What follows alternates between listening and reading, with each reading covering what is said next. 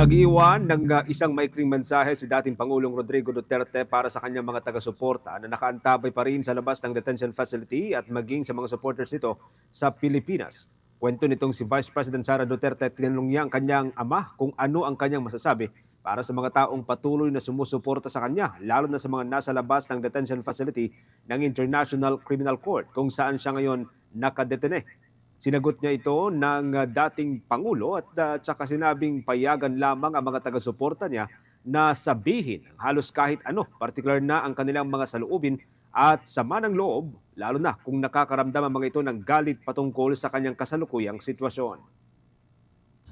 He said na sabi ko, maraming tao sa labas nag-aantay, so anong mensahe mo sa kanila? And then he said na ang message ko ay, if you are angry, you are allowed to say almost anything, and that is okay.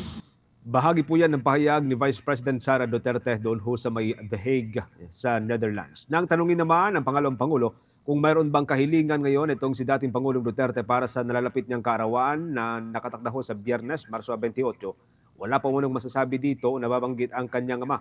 Sa ngayon ay nasa mabuting kalagayan naman ang dating Pangulo na siya ring mayat maya binibisita ng kanyang anak na si pangalawang Pangulong Sara Duterte.